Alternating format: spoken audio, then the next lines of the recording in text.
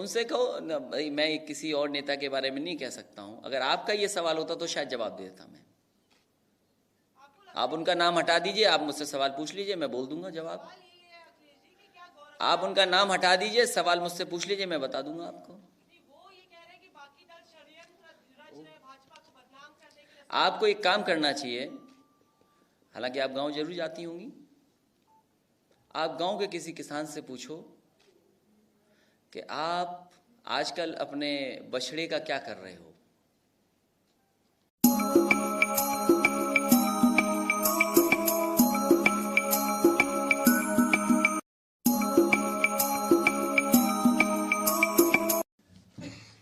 सबसे पहले आप सब साथियों का धन्यवाद। विपक्ष में होकर के संख्या ज़्यादा दिख रही है। जब हम सत्ता में प्रेस करते थे शायद इतने पत्रकार साथी नहीं दिखाई देते थे। मैं आपका धन्यवाद देता हूं। और ये प्रेस हालांकि कल होनी चाहिए थी, आज प्रेस करने का मौका मिला क्योंकि कमेटी के लोग कुछ विलम्ब से आए थे, इसलिए प्रेस नहीं हो पाई थी। मैं समझता हूं जो मौके पे लोग गए थे, पूर्व मंत्री थे उस कमेटी में, विधायक हैं वो कमेटी में हैं, और सहारनपुर शहर से हमारे विधायक संजय गर्ग ये अभी वहां से चुने गए हैं। कमेटी के लोगों ने जो कुछ कहा, इन्होंने देखा है वहां पर। प्रेस के साथियों पर फुटेज रही होगी, उनका कैमरा तोड़ दिया गया। जानकारी मिली होगी कि दूसरी प्रेस के पास है, उसका भी तोड़ दिया गया कैमरा। सीसीटीवी तोड़ दी गई, जो कैमरे लगे होंगे वो भी टूट गए होंगे, क्योंकि उस अधिकारी को हटाना था, इसलिए उसे नाम जो लिखा हुआ था वो अच्छा नहीं लगा, वो नाम भी तोड़ दिया गया। गाड़ी उनकी टूटी है कि उनसे वरिष्ठ अधिकारी थे, उनकी गाड़ी तोड़ दी गई। यहां तक सुनने को मिला है और जो बात बताई गई है कि अंदर घुस गए और उस कुर्सी पे भी बैठ गए लोग, और कुर्सी पे इस तरह बैठे कि जैसे वो वरिष्ठ अधिकारी कुर्सी पे बैठते ही बन गए हों।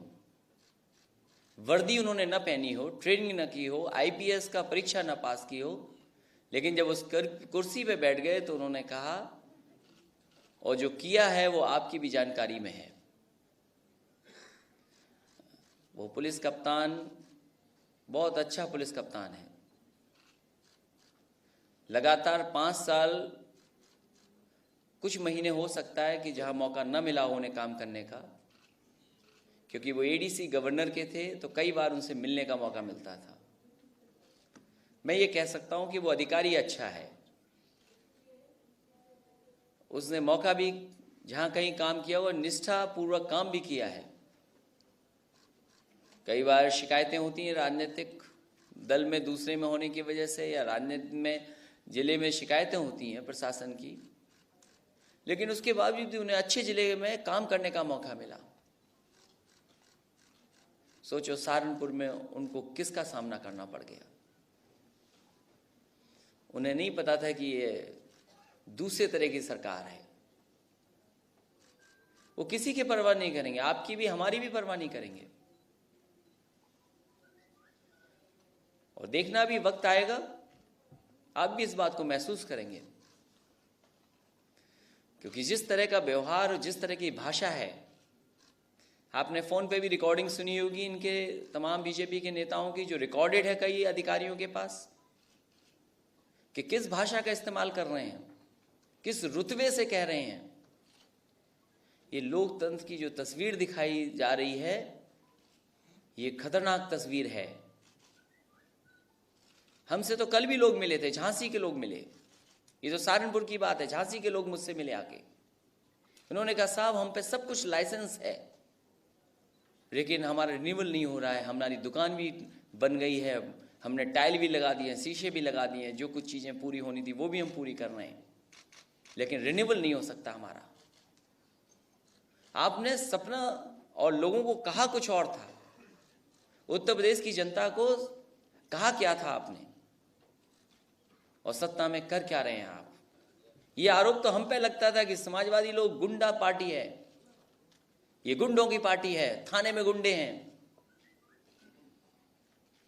हमें भी कहा गया, क्योंकि अगर गुंडे हमारी पार्टी में तो नेतृत्व तो हम ही कर रहे हैं। उत्तर प्रदेश में जंगल राज है। अगर 5 साल सरकार चली है हमारी, और अगर कोई घटना हो गई होगी तो मैं टीवी के सामने कह सकता हूं, टीवी वालों ने मेरी तस्वीर लगा करके उस घटना को दिखाया होगा। मैं आपसे पूछता हूं, आप में से कितनों की हिम्मत है कि मुख्यमंत्री की फोटो लगा करके घटना दिखा दें। बदायूं का बलात्कार हुआ था, बदायूं की बलात्कार में यूएन से लेकर के तमाम लोग बोले थे। 3 महीना 6 महीना आपने मेरी फोटो लगा करके और पूरी न्यूज चलाई थी।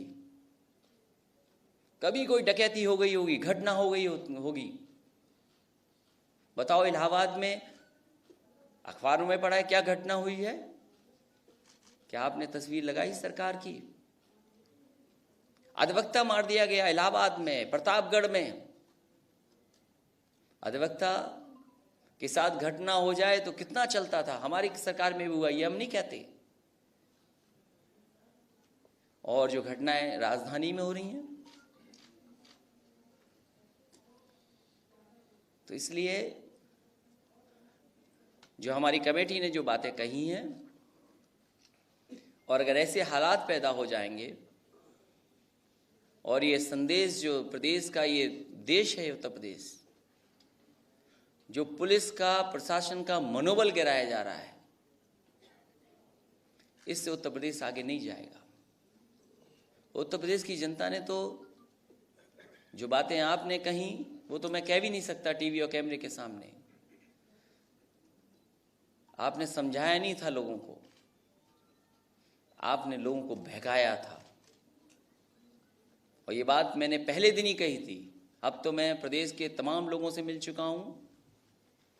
उन्होंने कहा कि जनता को पता ही नहीं वो जनता किस लिए वोट दे दी। कई बार तो ये भी कहते हैं कि वोट हमने दिया, लेकिन वोट अब गया कहां। हालांकि मशीन पे तो हम बात उतनी ही कहेंगे जितनी हम कह चुके हैं, लेकिन कानून व्यवस्था के सवाल पर जो व्यवस्था समाजवादी लोगों ने बनाई थी 100 नंबर से लेकर के, और शायद उससे कोई बेहतर सुविधा नहीं थी। तो हम तो कहते हैं सरकार को कि इससे बेहतर क्या सुविधा लाओगे। हमारा गुंडा राज था, जंगल राज था, आज तो लोग डरे हुए हैं, दहशत में हैं, अपनी परेशानी भी नहीं बता सकते। अगर कोई मुसीबत में है, कम से कम उसको भरोसा नहीं है अब। और लोकतंत्र में अगर भरोसा छूट जाए वो इतने कम दिन में, शायद जो तस्वीर देखेगा या जिसने खबर पढ़ी होगी कि उनके बच्चों ने क्या कहा, उनके परिवार के लोगों ने क्या कहा, तो शायद किस पे भरोसा करेंगे वो लोग। इसलिए जो कमेटी गई, मैं उनका धन्यवाद देता हूं। मुझे उम्मीद है कि ऐसे लोग जिन्होंने माहौल खराब किया है, और वो लोकसभा के सांसद हैं, ये पहली बार नहीं किया उन्होंने, पहले भी किया है। पता नहीं उन्हें ये लगता है कि यही करने से वो आसानी से चुनाव जीत सकते हैं, इसलिए वो कर रहे हैं। सड़क बनाने से, बिजली पहुंचाने से, स्वास्थ्य की सेवाएं देने से शायद वो नहीं जीत सकते हैं। वो सांसद, वो विधायक, वो जानते हैं कि लोगों को अगर हम बहका लेंगे, लोगों को अगर कोई दूसरा हम सपना दिखा देंगे, तो शायद हमें वोट ज्यादा मिल जाएगा। बाबा भीमराव अंबेडकर जी का सपना पूरा करना, केवल उनकी जयंती मना लेना, प्रोसेशन निकालने से उनका सपना पूरा हो जाएगा। हम तो कहते हैं कि सरकार में आ गए, आप कम से कम सपना पूरा करो उनका। प्रोसेशन तो कभी भी निकल जाएगा, जब चाहोगे तब निकाल लोगे आप, क्योंकि आप सरकार में ताकतवर हैं। आप मना भी होगा तब भी निकाल लेंगे आप, लेकिन अब सपना कब पूरा होगा उनका। कम से कम बाबा भीमराव अंबेडकर जी का सपना पूरा हो जाए। संविधान का रास्ता, कानून का रास्ता, और कानून अगर काम करेगा तो मैं समझता हूं वहां के सांसद, वहां के विधायक बच नहीं पाएंगे। ये तो परीक्षा अब सरकार की है। हमारी तो कमेटी जो सिफारिश करेगी, सरकार माने या ना माने, लेकिन सबसे बड़ी बात है सरकार की परीक्षा भी ये है सहारनपुर से कि अपने विधायक, अपने सांसदों पे कितनी कार्रवाई करेंगे। अब ऐसे तो अगर मैं अपना मोबाइल निकाल करके घटनाएं पढ़ने लगूं तो बहुत सारी हैं, बच्चों की हैं, इलाहाबाद की हैं, अधिवक्ता की है, लखनऊ की है, चेन लूट गई, डकैती हो गई। तो हालांकि कानून व्यवस्था पे तो सरकार को, इसीलिए मैंने कहा सहारनपुर की घटना कम से कम सरकार की परीक्षा है कि उनके सांसद, उनके विधायक जो चुने गए जनता से, और उनको लगता है कि ये आसान तरीका है वोट लेने का। बाबा भीमराव अंबेडकर जी की जयंती मना लेना, प्रोसेशन निकाल देना, ये आसान तरीका है वोट का। ये लोकतंत्र और देश बहुत बड़ा है। अर्थव्यवस्था तेज नहीं होगी, रोजगार नहीं मिलेंगे। नौजवानों को सोचना पड़ेगा कि रोजगार कैसे मिलेंगे। और जो घटना हुई है छत्तीसगढ़ में, वो दुखद है। और कितनी जान जाएंगी। कभी कभी मैं टीवी पे देखता हूं, वो कहते हैं कि वो फौज को फुल छूट नहीं मिली है। सरकार ने कहा कि नोटबंदी से सबसे बड़ा असर नक्सलवाद खत्म हो जाएगा। और नोटबंदी के बाद अब तो नोट फिर नहीं आ रहे हैं, सुना है एटीएम में भी गायब हो गए, बैंकों में भी कम आने लगे हैं, क्योंकि वो विषय अलग है। इसलिए मैं नहीं चाहता हूं कि उन बातों पे बहस की जाए, लेकिन दुखद घटना है। और जो जवान शहीद हुए हैं उनको हम अपनी पार्टी की तरफ से, अपनी तरफ से श्रद्धांजलि भी देते हैं। और ऐसी घटना न हो उसके लिए कम से कम सरकारों को, जो है सरकार, उनको रोड मैप बनाना चाहिए। नोट कहां से आ रहा वो बहुत मुश्किल है पता करना। हो सकता है सरकार की जानकारी में हो, लेकिन सरकार आसानी से पता कर सकती है कि असले कहां से आ रहे हैं, बारूद कहां से आ रही है। अब तो सुना है कि जो जवान शहीद हुए हैं उनकी भी जो गन थी वो लेके चले गए। तो अब तो संख्या नक्सलियों की और बढ़ जाएगी। बातचीत का रास्ता खुला रहना चाहिए और सख्ती का रास्ता भी बंद नहीं होना चाहिए। ये कोई मामला छोटा नहीं है। और अगर पूरी गिनती करेंगे कितने कितने जवान शहीद हुए हैं इनकी 3 साल की सरकार में, तो वो गिनती बहुत बड़ी है।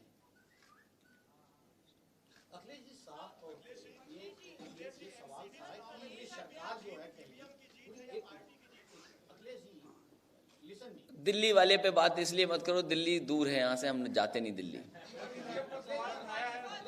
नहीं, ईवीएम पे देखिए, ईवीएम पे मैंने हमेशा कहा कि अगर चुनाव आयोग ये कहता है कि हम एक्सपर्ट लाएं, हम साइंटिस्ट लाएं, हम इंजीनियर लाएं, हम तो चुनाव आयोग से केवल इतना चाहते हैं कि हमें ये दिखा दें और बता दें कि ये खराबी होती है और इस खराबी को हम ऐसे ठीक कर लेते हैं। उसमें क्या गलती हो सकती है, उसमें क्या कमी है? अगर ईवीएम की जानकारी आपको, हमको ये पता लग जाए कि ऐसे ये ईवीएम खराब हो जाती है, ऐसे कैलिब्रेशन हम ठीक कर देते हैं, तो इसमें क्या परेशानी है बताओ? अगर कैलिब्रेशन गड़बड़ हो सकता है और कैलिब्रेशन ठीक हो सकता है तो मशीन में भी गड़बड़ी की जा सकती है। मैं चुनाव दिल्ली का नहीं बोल रहा हूं, मैंने कहा कि हम साइंटिस्ट, एक्सपर्ट अमेरिका से, इंग्लैंड से, कहां से लाएं साइंटिस्ट? हमें बस ये बता दें, क्योंकि चुनाव आयोग ये कहता है कि कैलिब्रेशन और सॉफ्टवेयर गड़बड़ हो जाता है, हम उसको कैलिब्रेशन ठीक कर देते हैं, मशीन ठीक हो जाती है। हम वही कैलिब्रेशन देखना चाहते हैं कि मान लीजिए उत्तर प्रदेश में बहराइच में बटन दबाया साइकिल पर, वोट निकला बीजेपी पर। मध्य प्रदेश में बटन दबाया किसी और का, निकला वोट बीजेपी का। तो हमारी साइकिल का क्यों नहीं वोट निकल रहा? और क्या कैलिब्रेशन गड़बड़ हो जाता है? अगर कोई आदमी ही ठीक करता है तो आदमी ही तो खराब करेगा। अच्छा, आप इधर थोड़ा अंधेरे में बैठे हो।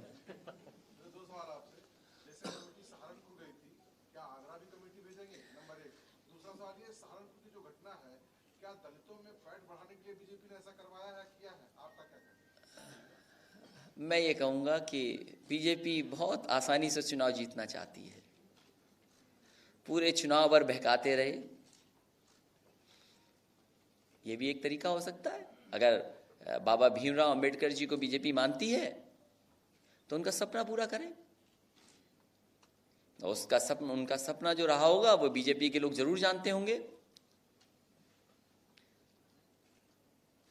आपने जो छुट्टियां खत्म कर दी गई हैं, परशुराम जयंती से लेकर जुमे की नमाज तक की छुट्टी, क्या कहना?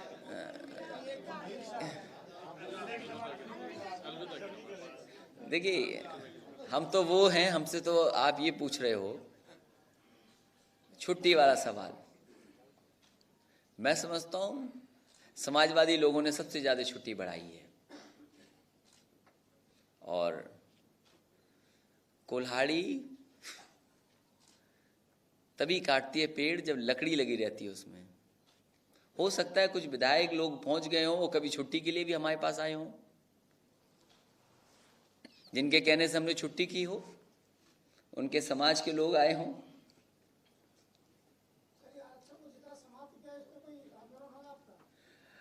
सामाजिक न्याय तो होना ही चाहिए। केंद्र सरकार, अब इधर उधर की बातें नहीं ज्यादा ले जा रहे हो तुम।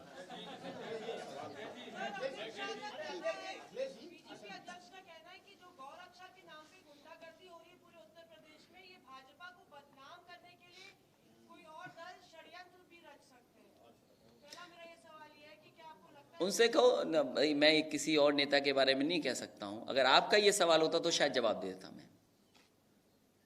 आप उनका नाम हटा दीजिए, आप मुझसे सवाल पूछ लीजिए, मैं बोल दूंगा जवाब। आप उनका नाम हटा दीजिए, सवाल मुझसे पूछ लीजिए, मैं बता दूंगा आपको। आपको एक काम करना चाहिए, हालांकि आप गांव जरूर जाती होंगी, आप गांव के किसी किसान से पूछो कि आप आजकल अपने बछड़े का क्या कर रहे हो। बछिया का तो जानते हो क्या कर रहे होंगे, बछड़े का क्या कर रहे हैं ये पूछना आप। दूसरा, पड़रा। अरे हंस क्यों रहे हो भाई, जो नाम है वही तो बोलूंगा मैं। अरे हमारे यहाँ पड़रा बोलते हैं, कहीं पड़वा बोलते हैं, और समाजवादी लोग तो वो भी बात जानते हैं कि बछड़ा ज्यादा इंटेलिजेंट होता है, पड़वा इंटेलिजेंट नहीं होता। वो जानते हैं क्या चीज? नहीं, वो बात तुम समझोगे नहीं। अगर मैं बोल दूं तो शायद समझ जाओगे। हम समाजवादी लोगों को बताया जाता था, जनेश्वर मिश्र जी कहते थे, अगर बछड़े को झुंड में छोड़ दो, पड़वे को छोड़ दो, पड़वा अपनी मां नहीं ढूंढ पाता है, बछड़ा अपनी मां ढूंढ लेता है। शायद ये बात नहीं जानते होगे आप। चलो, हमने तुम्हारा ज्ञान बढ़ाया थोड़ा, अब हमारा नाम और फोटो अच्छी लगाना अखबार में। दिल्ली से हमें क्या मतलब है बताओ? नहीं, उससे जुड़ी हुई एक बात है, एमसीडी के जो नतीजे हैं, इसके बाद क्या आपको लगता है कि महागठबंधन की जो कवायद आप कह रहे थे उसको और तेज होना चाहिए? मैं अपनी पार्टी मजबूत कर रहा हूं, हमारा कोई लक्ष्य नहीं, हमारा एक लक्ष्य है कि समाजवादी पार्टी मजबूत हो। सदस्यता अभियान चल रहा है, न केवल उत्तर प्रदेश में, जहां जहां समाजवादी पार्टी है वहां पर सदस्यता का अभियान चल रहा है। समाजवादी पार्टी मजबूत हो, दोस्ती तो मजबूत वाले से की जाती है, ताकतवर होगा उसी से दोस्ती होगी। अध्यक्ष जी, सवाल ये है कि जो दिल्ली में राष्ट्रपति चुनाव को लेकर के विपक्षी पार्टियां एकजुट हो रही हैं, सोनिया गांधी जी और लालू जी की बात हुई, तो क्या समाजवादी पार्टी भी उस दिशा में कोई पहल कर रही, बात हो रही है? ये बात आपको बताएंगे नहीं, अगर कोई बात करेगा तो अपना राय दे देंगे। तो कोई बात हुई है? मैंने कहा आपको कुछ नहीं बताऊंगा मैं। आप जो पड़वे और बछड़े की बात कर रहे थे, वो देशी गाय की अनुपलब्धता के कारण हुआ है। आपकी सरकार ने देशी गायों को लाने के लिए, उनके संरक्षण के लिए क्या कदम उठाए? कामधेनु डेयरी योजना। देशी गाय कितनी आई है उसमें, और जो ऑस्ट्रेलिया में गाय पड़ी है जहां से आप पढ़ के आए, वहां से कितनी गाय आप ला रहे हैं?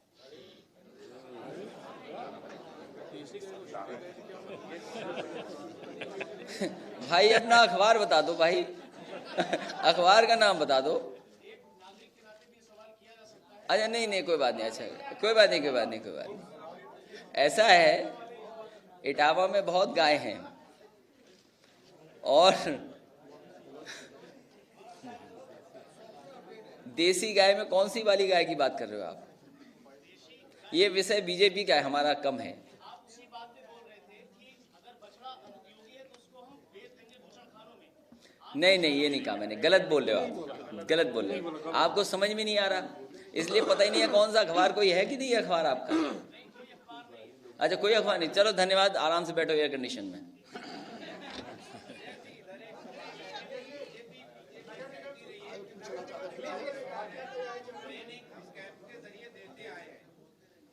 अरुण मिश्रा, डेडलाइन समाचार से सलाहकार प्रतिनिधि टीवी चैनल वर्तमान।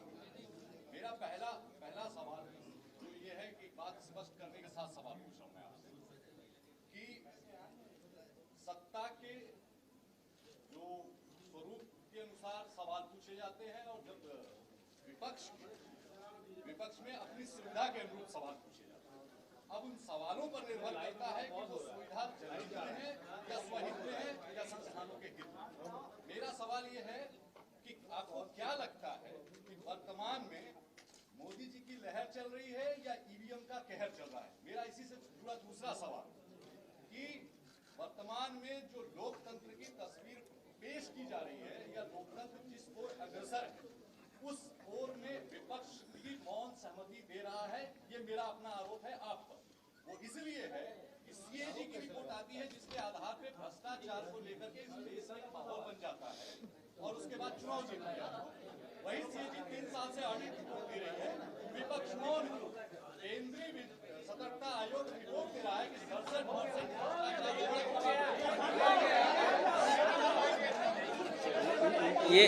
ये सवाल तो बहुत महत्वपूर्ण हैं, लेकिन ये सहारनपुर से जुड़ा हुआ नहीं कोई सवाल है। ये सहारनपुर से जुड़ा हुआ सवाल नहीं है, ये बहुत बड़े सवाल पूछ रहे हो आप। आज केवल सहारनपुर पे बोल रहा हूँ मैं। मेरा सवाल सिर्फ इतना सा है कि कानून व्यवस्था पर ही विपक्ष बोलने के लिए कि वो अन्य मसलों पे उसके लिए अलग से कर लेंगे, उससे इसीलिए मैंने कहा कि हमारे परिवार से के सवालों के लिए मई में कोई तारीख तय कर लेंगे और इसके लिए भी अलग से एक तारीख तय कर लेंगे। इस पे अलग से तारीख तय कर लेंगे, आपके सब सवालों का जवाब देंगे।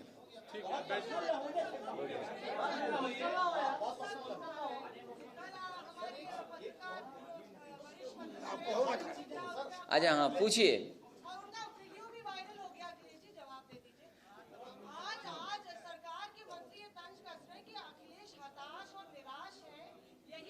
नहीं नहीं नहीं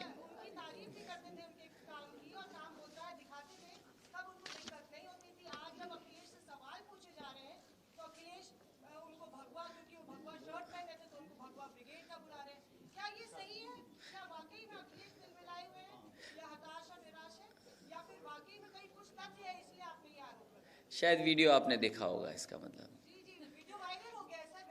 मैं जानता हूँ वायरल कैसे किया जाता है, इतना टेक्नोलॉजी तो मैं भी समझता हूँ। उन्होंने जो सवाल किया था वो कोई अच्छा सवाल नहीं था, वो कुछ जानते ही नहीं है मेरे बारे में। और मैं ये जानता हूँ बहुत सारे लोगों को। एक मुझसे सीनियर पत्रकार मिला था, मुझे उस साथी ने कहा कि आपके चुनाव का हारने का कारण ये भी है कि आपका झगड़ा टीवी पे बहुत चला। अरे टीवी वालों, हमारे ही घर मिला आपको, दूसरे के परिवार के लोग भी तो कहीं ना कहीं घूमते हैं, वो भी रहते हैं। नहीं नहीं, राजनीतिक परिवार भी हैं, राजनीतिक परिवार भी हैं, इसीलिए तो परिवारवाद है, इसीलिए आरोप हम पे परिवारवाद का है। इसलिए मैं कहना चाहता हूं, मैंने तारीख इसीलिए तय कर दी कि एक दिन आप सवाल पूछ लो मुझसे, उसके बाद सब पॉलिटिकल सवाल हो। मैं नहीं चाहता हूं कि कोई बार बार सवाल पूछा जाए। और किसके परिवार में झगड़ा नहीं होता है? बहुत सारे परिवारों में झगड़ा होता है। लेकिन सर उसके जवाब नहीं, क्या जनता के बीच होती है? आपकी तो राजनीतिक पार्टी है इसलिए पूछा जाएगा ना। कल उन्होंने सवाल एक आपके गोपाल यादव आपके विधायक थे, उन्होंने ऐसा कहा है कि क्यों नहीं वापस 3 महीने का समय आपने मांगा था, उन्होंने ये सवाल किया था आपसे। आप हमारी पार्टी का संविधान पढ़ लें, इलेक्शन कमीशन का संविधान पढ़ लें, उसके बाद ये सवाल मुझसे करना, क्योंकि आपको सवाल तब करना चाहिए जब आपको संविधान पार्टी का पता हो और इलेक्शन कमीशन का संविधान पढ़ा हो तो पता होना चाहिए। इसलिए आपको सब, इसीलिए मैं कह रहा हूं 3 महीने की बात पे मैं चाहता हूं कि आप पार्टी का संविधान पढ़ लें और इलेक्शन कमीशन का संविधान पढ़ लें।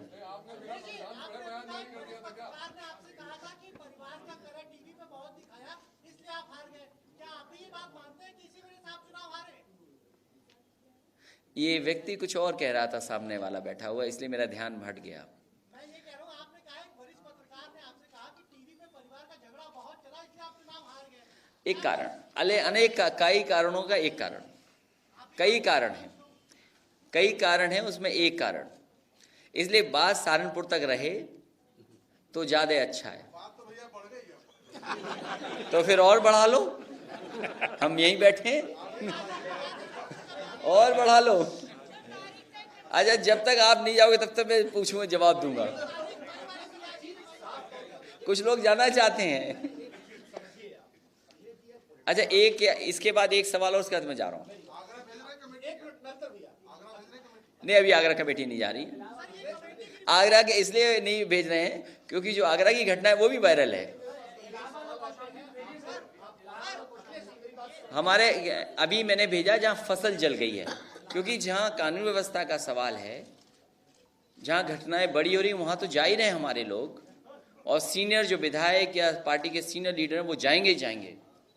लेकिन वहीं कानपुर देहात, रसूलाबाद, उस इलाके में बड़े पैमाने पर किसानों की फसल जल गई है, नष्ट हो गई है। अब हम सहारनपुर में उलझ जाएं और हमारे किसानों का कुछ ना हो। अब बताओ, कई 100 बीघा जल करके खत्म हो गई, सरकार क्या करेगी? उसके लिए कमेटी गई है, वो रिपोर्ट देंगे और उसके बाद आप तक बात पहुंचेगी।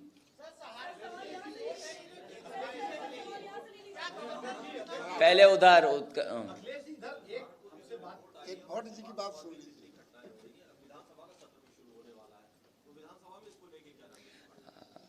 विधानसभा में अभी तो बहुत कम समय का सदन होगा और लीडर ऑफ अपोजिशन है हमारे, और पार्टी उस समय तय करेगी कैसे कर रखनी बात। हालांकि कानून व्यवस्था का सवाल तो उठेगा ही विधानसभा में, क्यों नहीं उठेगा? वो एक स्थान है जहां सरकार के सामने विपक्ष अपनी बात रखता है। आखिरी सवाल,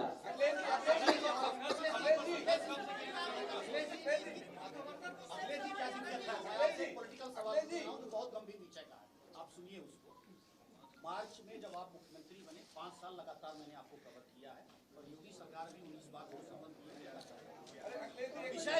इनका खत्म हो जाने तो भाई, अरे इनका खत्म हो जाने, इनका खत्म हो जाने। अरे पूछ लेने दो यार, अभी इनसे पूछ लेने दो।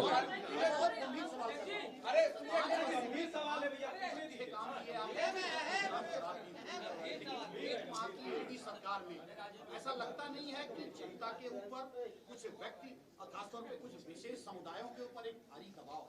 और इसी से जुड़ा हुआ एक चीज और है, पुलिस रिफॉर्म, हिंदुस्तान में पुलिस रिफॉर्म के लिए एक बहुत बड़ी टीम आती है जो जांच करती है कि पुलिस रिफॉर्म कहाँ अच्छा चल रहा है। 1090 और डायल 100 उन्होंने वो आई थी और उन्होंने इसकी जम के तारीफ की। तमाम योजनाओं को बंद किया जा रहा है। क्या लगता नहीं है कि सरकार एक बड़े भेदभाव के रूप में काम कर रही है? मुझे खुशी है इस बात की कि जो बाहर से टीम आई थी, एक्सपर्टों की टीम, उन्होंने कम से कम 1090 को अच्छा माना है।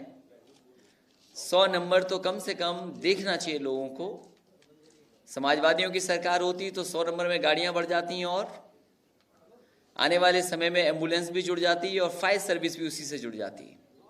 तो कम से कम ना उठने वाली शिकायत जो फोन की आती थी वो खत्म हो जाती। तुम्हारा थोड़ा लेट आया मैसेज। अरे पूछ लो, हाँ पूछ लो। कानून व्यवस्था को लेकर कई बार जब आप मुख्यमंत्री थे तो गवर्नर साहब अक्सर चिट्ठी लिखा करते थे, इतनी सारी कठिन चिट्ठाएं हुई हैं। अच्छा, चिट्ठियां मैं जानता हूँ कितनी है हमारे पास। तो आप क्या मुलाकात करके इस बात को रखेंगे? नहीं, अब ये समय नहीं है मुलाकात का गवर्नर साहब से। लेकिन रिपोर्ट तो सौंप सकते हैं, ये रिपोर्ट तो दे सकते हैं, जांच कमेटी में भेजिए। आपको दे देंगे, अखबार से पहुंच जाएगी और रिपोर्ट भेज देंगे। नहीं, मैंने अखबार में पढ़ा है कि माननीय गवर्नर साहब ने कहा कि कानून व्यवस्था बहुत अच्छी है।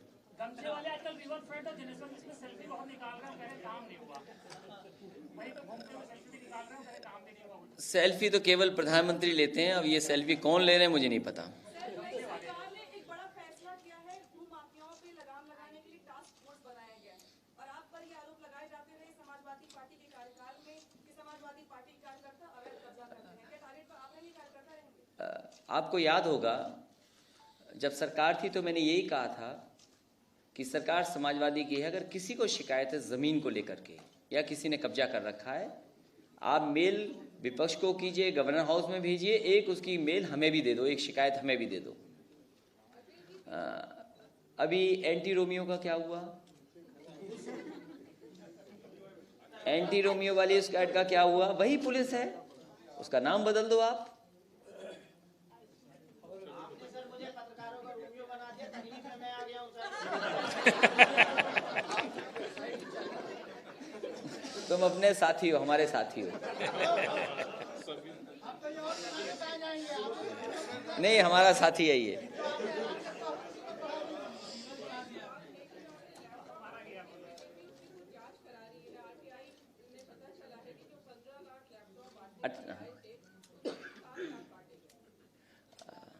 ये शायद खबर बहुत खराब है, ये सही जानकारी नहीं है किसी को, क्योंकि लैपटॉप डिस्ट्रीब्यूशन और लैपटॉप डिस्ट्रीब्यूशन जो हुआ है वो देश का नहीं, मैं समझता हूँ दुनिया का सबसे बेहतरीन लैपटॉप डिस्ट्रीब्यूशन समाजवादी सरकार ने करके दिखाया। प्रोक्योरमेंट से लेकर के डिस्ट्रीब्यूशन तक। और मैं तो कहूँगा कि जो विभाग इसको डिस्ट्रीब्यूशन को देखता था, ऑनलाइन पूरी लिस्ट है, आप लिस्ट निकलवाइए और आप जानकारी कर लीजिए। जो पात्र था उस तक पहुंचाने का काम सरकार में हुआ है। कहीं भी किसी तरह की शिकायत लैपटॉप डिस्ट्रीब्यूशन में नहीं है। जो बीजेपी को शिकायत है वो शिकायत ये है कि अभी भी लैपटॉप जब ऑन होता है उसमें नेताजी और हम ही दिखाई देते हैं। वो तस्वीर हटाने का कोई रणनीति अपना रहे हैं। हालांकि एम्बुलेंस से समाजवादी हटा दिया, एम्बुलेंस नहीं हटाई, अच्छी बात है। समाजवादी पेंशन के लिए पैसा नहीं होगा, बहाना कर दिया कि हम जांच करेंगे। अच्छा, गरीब की क्या जांच करोगे? गरीब थोड़े बहुत इधर उधर होंगे, गरीब तो उतने ही रहेंगे संख्या। ये कोई समाजवादी सरकार आ जाएगी तो ज्यादा गरीब कर देंगे क्या? वो बहाना ये है। और आप लोग भी कमाल के लोग हो भाई। ये बताइए आप उनकी बात कैसे मान लेते हो? 36,000 करोड़ किसान का कर्ज माफ होगा, 1 लाख रुपया माफ होगा और 56 लाख किसानों का कर्ज माफ होगा। अरे भाई बताइए कैसे हो जाएगा? अच्छा, कोई गणित का स्टूडेंट हो जरा बता दो हमें। 36,000 करोड़ रुपए कहा सरकार ने और 1 लाख रुपए कहा कि किसानों का कर्ज माफ होगा और 56 लाख किसान। तो कैसे बात बन रही है बताओ आप? तो आप गणित हिसाब लगा लो ना। इस मोबाइल में कैलकुलेटर भी है। आप 36,000 को डिवाइड कर दो 50 जितने लाख बोला है उन्होंने उससे, और उसका इंटरेस्ट कौन देगा? हाँ, तो कैलकुलेट कर लो। इसीलिए तो मैं कह रहा हूं, मैं ये नहीं कह रहा हूं, मैंने कहा आप लोग कमाल क्यों बात मान लेते हो। तो आप एक बार डिवाइड कर लो इसको।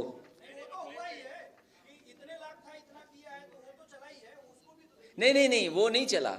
हम ये चाहते हैं 36,000 करोड़ को 56 लाख से डिवाइड कर दो, कितना कर्ज माफ हो रहा है किसान का, ये देख लो आप। 51 लाख और कम कर दो, 35 लाख, तो कितना हुआ? ये चला दो ना टीवी पर। नई बात समझ में आई? नई बात समझ में आई ना?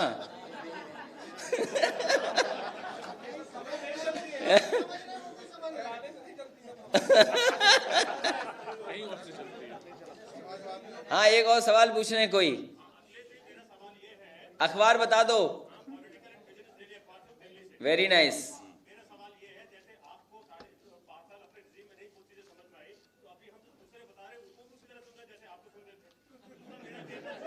Very nice.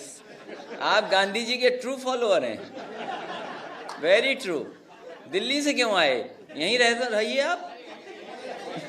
अच्छा, यहीं के हैं?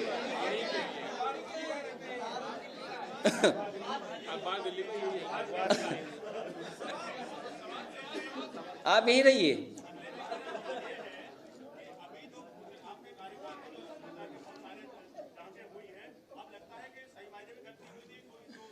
नहीं, देखिए, जांच तो हुई, कुदाल लेके गए तो वो पसीना छोड़ गए, कुदाल से कुछ पत्थर नहीं निकला। ये सही खबर है कि नहीं है भाई? ये हमारा लखनऊ कैसे अच्छा हो, सुंदर हो, अच्छा हो। आप लखनऊ में रहने वाले हो, दिल्ली के तो हो नहीं। किस महल्ले के हैं आप? हैं? कहाँ के हो? अखबार बता दिया, पता नहीं बता रहे हो। चलिए, बहुत धन्यवाद।